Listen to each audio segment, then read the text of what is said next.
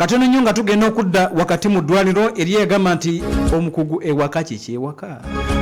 gwenza okudda ewaka nga ballistic ziyita ku mintu gy'abasajja ewaka kati ate twagenda okulaba neyali akulaba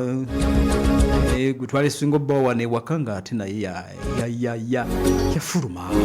kitegeera naffe kwe kubeera ebweru ate naye ali bweru naye ali bweru kakati ffe ate twali tukolawo ki wano ne anyway poliisi n'ebitongole bikuuma ddembe finally bimaze okuva mu maka ga Robert Kyagulanyi Ssentamu Bobi Wine. Yes, finally bamaze ne bava mu maka ge wali ampuliriza emagere era kakati bw'otuukayo tiwali kiriwo bagenze dda myezi ebiri nga waliwo deployment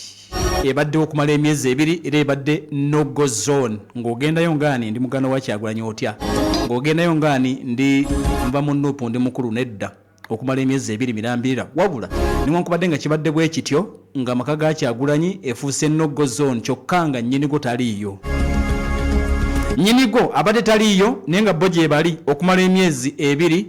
nnyinigo bwe yafulumye tetumanyi oba y'ensonga bwe yakakasiddwa nti yafulumye eggwanga ali munda mu ggwanga lya America bavuddeyo tewakyalabwawo yadde omuntu n'omu road blockers zibadde okutuuka ku maka ga Kyagulanyi wali ampuliriza emagere zonna akaseera kano tosobola kulabika nti munnange oziraba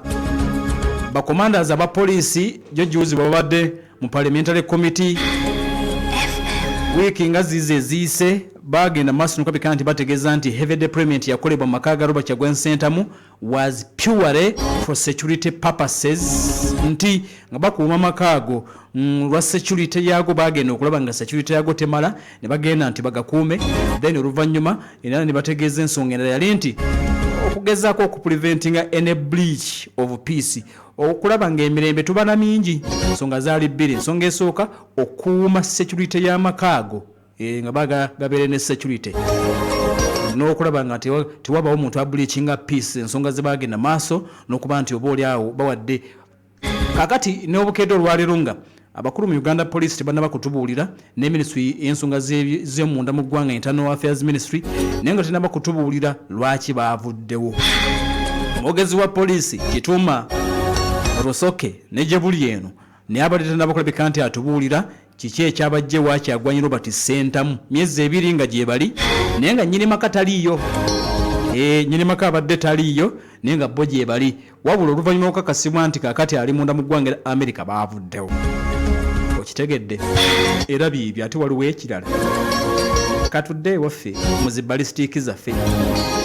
tugenda okuddayo munda mu lutalo ngero ogenda maaso nokabika nti lutambula ataddeko Pearl FM ekula eri omuntu wa bulijjo emmundu ekyavuga The Inside Story. Ensonga y'omunda tukutambuze ziyonna mu bbanga ttono nnyo amawulire n'okwekenneenya ensonga ssemasonga mu program The Inside Story ensonga y'omunda ekutuusibwako MTN everywhere you go.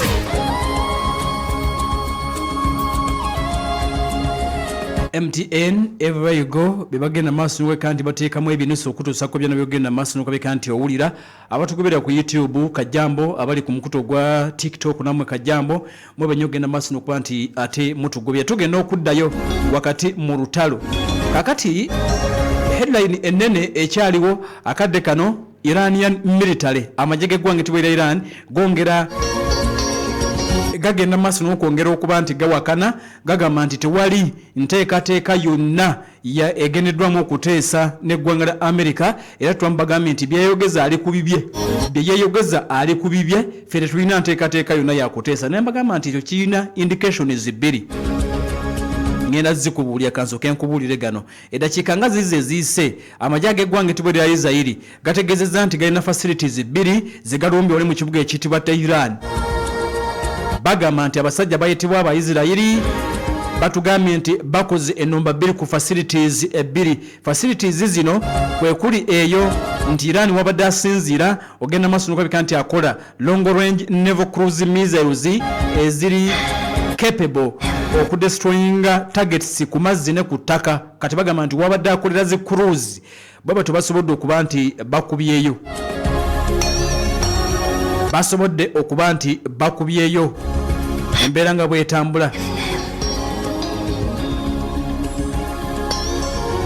Israel ekoze ennumba bagamba nti enfo 2 baba tubazikubye era ng'okusinziira ku bo bagamba nti babadde bakolera cruise abakubyeyo. Iraq etegeeza nti abalwanyi musanvu battiddwa obulumbaganyi obukoleddwa mu kitundu ekiyitibwa Ambal. Ministry y'ensonga za defense etegeeza nti ekoze ennumba mu province eyitibwa Ambal okakkana nga waliyo abalwanyi 7 abagenze maaso n'okubika nti battiddwa. Jjukira nti Iraq eyo eriyo ebibinja ebiwerako ebigenda maaso n'okubika nti biteekawo embeera naddala nga birwanira ku sayidi ey'omu Iran. Aba Hezbollah mu kitundu ekyamambuka mu kitundu ekyamaserengeta ga Lebanon bategeezezza nti baliko emmotoka ez'amagye ga Isirairi zibagenze maaso n'okubika nti bakozeeko nate obulumbaganyi ettawuni bagiyita Koza maserengeta aga Lebanon. Bagamba nti bagikomeredde rockets zibadde 3 tetunategeera basirikale bafudde oba nedda. Mu ssaawa 24 eziyise ssaawa 24 eziyise batugambye nti Abayisirayiri 200 be bafunye obuzibu ovudde ku ballistic za Iran. 200 bafunye obuzibu ovudde ku ballistic ez'omu Iran n'abasajja bayitibwa ba Hezbollah. Kaakati Israel egamba nti yakajjanjaba abantu 5,045 era nti ku abo 12 be bali mu malwaliro. Abaakafa batono nakubuulidde lwaki Abayisirayiri tebafa.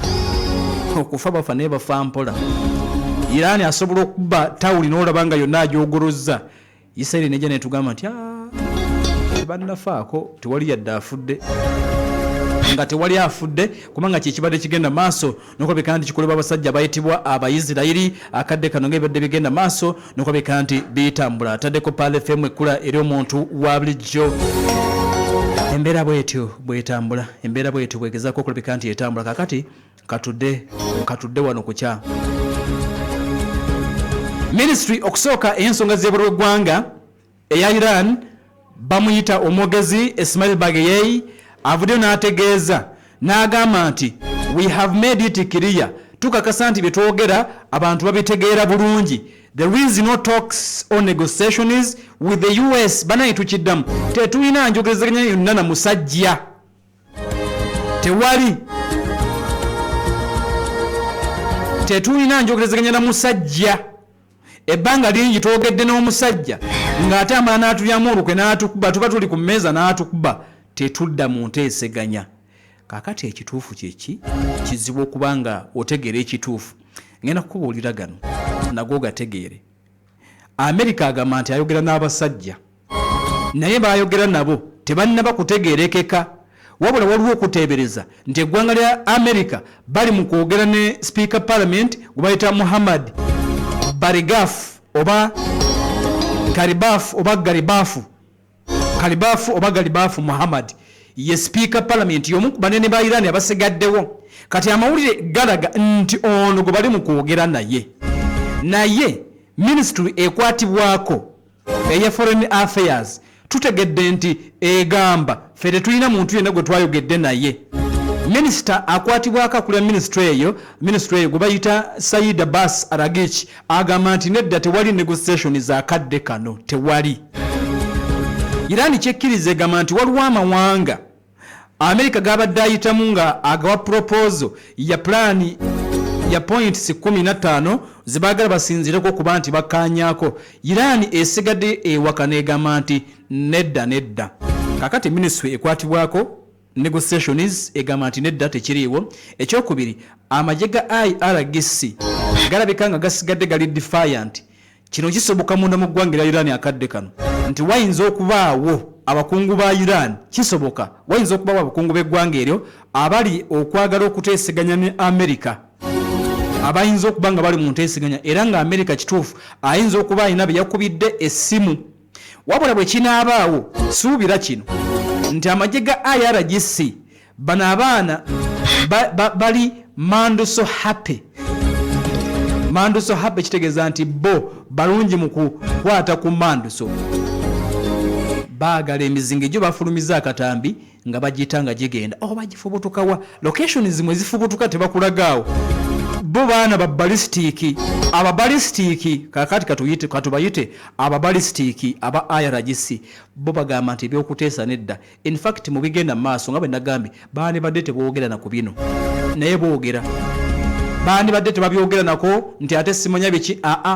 naye boogera bagamba ffe tetuli mu kuteesa America tuteesa naye nga tumukuba balistiki tujja kumusengula mu Middle East. Message yabwe esigadde bwetyo kati ministry ensonga z'ebweggwanga naye gamba tewaliwo nteeseganya zonna okututuukirira baatutuukiridde ne tetunaba kulabika nti tuteesa. Kati ku side endala Omumerica atugamba nti Abairani okumanya bali mu kuteesa baatugambye n'otugamba nti Steve Witkoff envoy gwabadde bateesa naye eri mu ggwanga lya Switzerland ne mu kibuga ekitibwa Muscat mu ggwanga lya Oman Abairani nti baamuganye. America egambye nti Iran yaganye okwogerezeganya okuteesa ng'enteeseganya zirimu mukoddomi wa Donald Trump ayina mukoddomi gwe yabamuwala gwe bayita Ivanka Trump ayina muwala we mukulu bamuyita Ivanka Trump kati mukoddomi we yamuwa omulimu y'omu kubateesa ku lulwe bamuyita Jared Kushner ne Steve Witkoff nti Iran ebaganye egambye abo tetugenda kuddamu kwogera nabo tetwagala. Ekyokubiri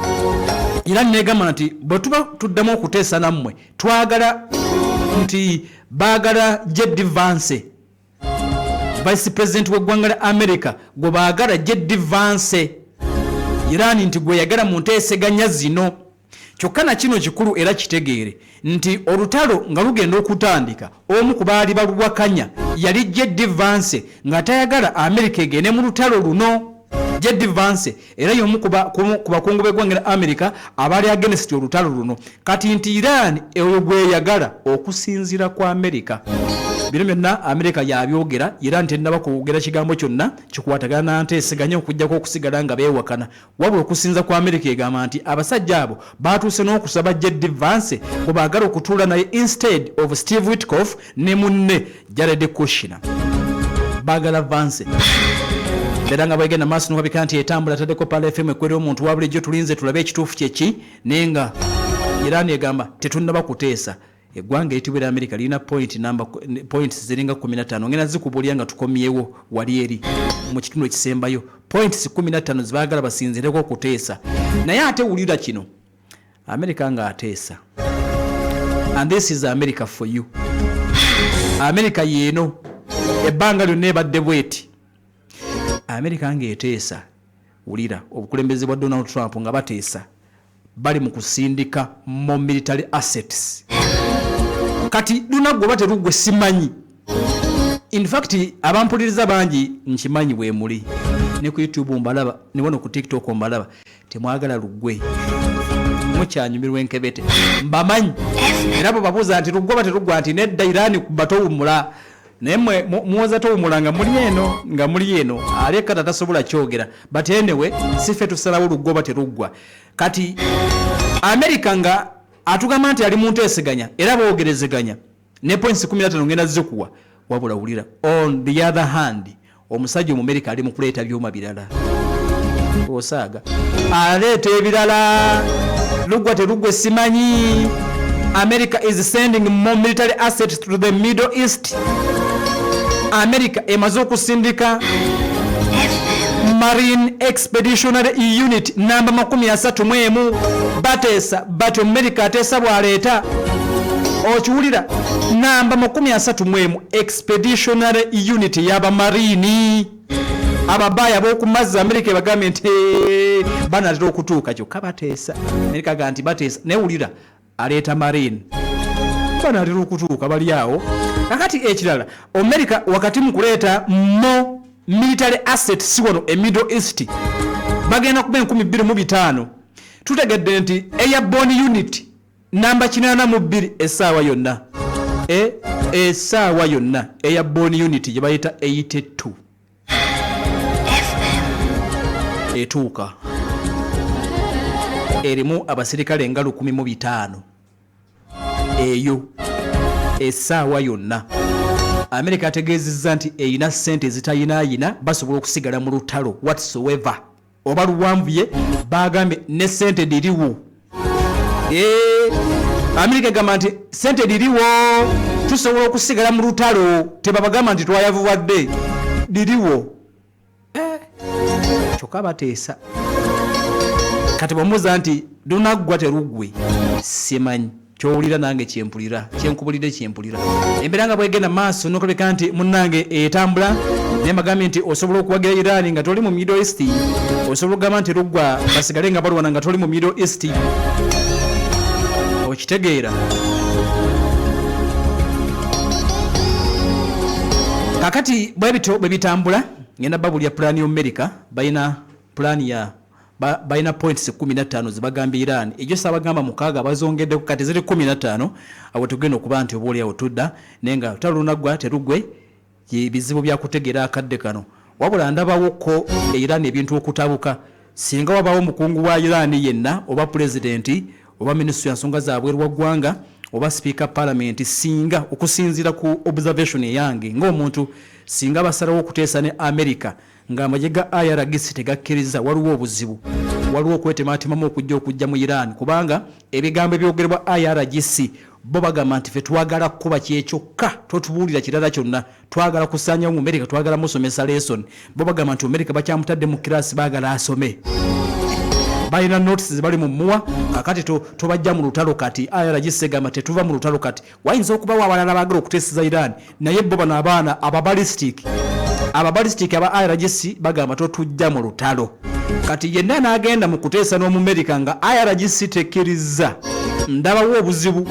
kati ate era bwe tubaleetandika n'abagambye nti bw'otunuulira ebintu nga ebitambula baninga abawambye eggwanga kumbe bye basalawo wamudokera kayemoli otya alhamdulillah ndulungi obiwulidde aji ku muzidali fadiwe awulidde America kyaleeta awulidde America muzibu seba ate bwaleeta omanyi okuteesa nga alina emboko wansi aji owulidde America kyaleeta byebyo nno babuuzeeko neyanza nnyo ssebo neyanze gukumpa omukisa okutulako wano mu ntebe ssebo naawe amanya nga bulijjo omusawo Kayima Abdul Jabbaru kantwale message ssebo abantu mwenna abawuliriza abankubira essimu ne munganzi gyensiime omukugu ssebo abantu basiima basima na bigambo waliwo ssebo era bampadde ttu ettooke eriri awo ssebo ettooke eryo muzidalifaente ajagireeta nali njagala giwa musawo Saala ekawanda eri ekirinya biga girunde ajagirunda kuba wali wagazi tebanagireeta bajja gireeta so bannanga abantu mwenna message yammwe njituusizza abali ebweru w'eggwanga abasajja basiima abakyala basiima ssebo obasunsulira olutalo noyagala okusiibula ne basigala mu miranda tebajula kati tubasomesa message njituusizza amanya nga bulijjo mpitibwa musawo Kayima Abdul Jabbaru okuva mba Kayima Herbal Center Bakayima Herbal Center mu kugaziya empeereza zaffe nabagamba tuba n'okunoonyereza ku ddagala ly'obutonde n'emmere yensonga lwaki mu kunoonyereza kwaffe ensangi zino twakoledde 2-in-1 masanyaze tablets kitegeeza ki twakoledde 2-in-1 masanyaze ow'empeke tugamba nti ku makya 2 olweggulo 2 kati oli babadde banywa bunywi kati mpeke wao omuntu agamba nti dokita nzi buli nywa eddagala ate mmemetetere era biki kati twakoledde tablets nga ziri piwa habo ku makya 2 n'olweggulo 2 abampuliza naye abampuliza abakozeseza ku ddagala eryo kyembasaba nti sooka omale kulya eddagala eryo ligenda kuyamba nnyo gw'omwami alina prosthetic gland nga bagikebera nti ezimbye bagikebera nti egaziye kuba lwaki nti prosthetic gland eyo fe abaami yetuyamba mu buli kimu prosthetic gland eyo buli weebwako obuzibu omwami tojja kusobola kubanga eri mu mbeera eyeyagaza lwaki nti prosthetic gland eyo yewani omusulo mu kawago n'okuwa amaanyi ag'obutonde mwami lukungu nti prosthetic gland eyo buli weebwako obuzibu togenda kubeera na mbeera yeyagaza lwaki prosthetic gland eyo buli weebeera n'obuwuka mu kawago zite UTI buli ozikwata zikuleeta okubanga zitawanya prosthetic gland mpoza abantu abamu bambuuza prosthetic gland mu Luganda kiki prosthetic gland mu Luganda ngenda kikulaga bwe nti gwe taata ali eyampuliriza ku Pale FM nti prosthetic gland ngenda kulaga ekifaananyi kyayo kimanye mu Luganda ate era nkikuddemu mu lulimi Oluganda nti prosthetic gland mu kifaananyi kye mba nkikuteereddemu eriranye neiba waayo ke kawago prosthetic gland eringa wolaba akatungulu ako eri mu kifaananyi kyolaba nga akatungulu akanene abampuliza prosthetic gland eyo mu Luganda tujjaga nti kwe kuzibikira mbaami prosthetic gland eyo buli weerebaako obuzibu yensonga lwaki baga nti omwami azibikidde ate ensangi zitwagamba nga nti obulwadde obutandikira myaka 45 naye ensangi zino busembedde emyaka emivubuka lwaki nti abavubuka twakozesezza enkozesa etabadde ennungi mu biseera byaffe ebyeddembe mu biseera bye tuwangaliramu tukozesezza enkozesa etali nnungi n'otuka okubanga oyonoona prosthetic gland yo kakyova olaba mu myaka 3 25 45 jeri nenga luli twagamba ngebeera myaka 45 kati yasembedde myaka jaffe olukubanga tulina embeera gye tukozesa etali nnungi ey'okwezanyikiza. So nako lwaleero ngenda kuwaba na mukisa 10 abagenda okufuna package eyo eya 2-in-1 masannyalaze tablets pure habo ku makya 2 olweggulo 2 mpeke abampuliza ng'ogenda kufuna package eyo ku mitwalo 5 gyokka gwe munnamukisa agenda okubanga mpulira ku radio olunaku olwaleero agenda okubanga ofuna enamba yange gyengenda okuwa tukukolere enkola eya delivery. So enamba yaffe eri 0759 075 kinana 85 39 39 eri 0759 075 kinana 85 39 abampuliza nti empekezo titwakomaawo twateeka akawerekera kayamba kyo olw'obufunda bw'obudde akawerekerako kayamba omwami eyakozesa enkozesa ey'okwezanyikiriza ebbanga eddene kayamba omwami eyalwala ku ndwadde y'abazira emyaka egyayita buli wolwala ku ndwadde y'abazira ereka ebojjeza prostate gland bwebojja prostate gland n'ogattako okwezanyikiriza egenda kwonoona emisiwa gyaffe ng'abaami buli weyonoona emisiwa gyaffe ng'abaami ogenda tuuka okubanga ogenda mu nsonga z'ekikulu tokyasobola kugendayo bulungi olinamu ekipiirapiira sayizi ye gyakendeera lwaki wakozesa okwezanyikiriza kati ensonga lwaki 2-in-1 tablets masannyalaze nzija n'enjigattako akawerekera mwami lukungu biwengattako akawerekera kitegeeza nti omuntu muwadde package ddala emujjaamu nti lwaki oba olinamu ekipiirapiira oba toli strong ng'omwami oba olina amasannyalaze mangi ku kigere kyaffe ekisamba abampuliriza abakulu muba muntegedde nti amasannyalaze ago buli woba ogenze mu kisaawe ebeera eddakiika emu ate okudda kuba kuzibu kati nkuteerako 2-in-1 masannyalaze tablets ne nkuteerako akawerekera ne kayamba okuba nkabeera omwami ng'obeera strong n'obeera omwami yeeyagaza n'obeera omwami atereeza emisiwa gyo n'otaddamu kukozesa nkozesa eri ey'okwezanyiikiriza. So nako olwaleero bannamukisa 10 abagenda okufuna doozi eyo ku mitwalo 5 gyokka okuba ku ssimu n'olyanga eri bize lindamu ojja kuddamu kubeddako ofuna eddagala okuba essimu ng'eri bize lindamu ko ate toyomba omala okuyitamu nti wedda nkikubako eri bize abantu bangi bawuliza ledi eno. So gwatukubidde enamba eri 0759 075 kinana 85 39 MTN eri 078 75 kinana 121 abampuliza olunaku olwaleero bannamukisa 10 agenda okufuna package eyo delivery egenda kuba yabwereero ogenda kukwata emitwalo 5 gyokka ofune package 2 2-in-1 masannyalaze tablets pure habo ofuniyeko n'akawerekera ku mitwalo 5 gyokka gwali mu Kampala wano oli Namugongo oli Kireka Bweyogerere oli Namasuba oli Busega Matugga Gayaza Kyanja Kisaasi ngenda kuba nkuweereza eddagala gwali Nakawa Kireka Kira ku mitwalo 5 gyokka 2-in-1 masannyalaze tablets n'akawerekera wandike enamba y'essimu oba osindike essente obukinge abampuliza sobola okubukinga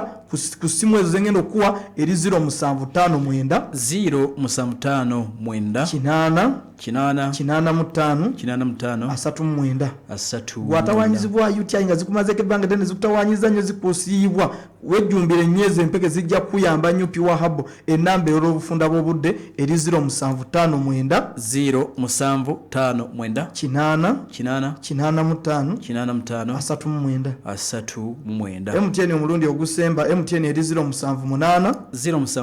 75 20 Airtel njiddemu ogusemba mukama Airtel eri 075 sigenda kusingako wano nsigadde omusawo Kayima Abdul Javalu aje ku Muzdalifa hardware yankutumiddeko nnyo smart America ogiwulidde owulira abitegedde kale katukomewo wano nate n'ebirala bingi tumalirize. America ina plan nti ya point 15 singota oluggwa bitugenda okulaba nga tukomyewo mu kitundu ekisemba. Va mu bino kusasula misolo enoteekako eya tayimu layini y'empanvu ku stress nga bu stress zikumala dde mu bino naye kati nkikola bukozi bwe nti ku simu yange dakiika budakiika nga mmaliriza kyekyo kyennyini okusasulira emisolo gya URA kyangu nnyo ne MTN Momo. Kyanguwa, kigonza obulamu ate nga kyesigika. Kati osobola okusasula emisolo gya bizinesi entono, emisolo gy'ennyumba z'abapangisa, layisensi ekukkiriza okukola bizinesi, engassi za poliisi, driving permit n'okuziza obujja, pasipooti, emisolo gya gavumenti egikakatibwako, n'empeereza za URA endala nnyingi nnyo ne MTN Momo. Kyangu nnyo, nyiga *165*188# ofune amaanyi okusasula URA essaawa yonna.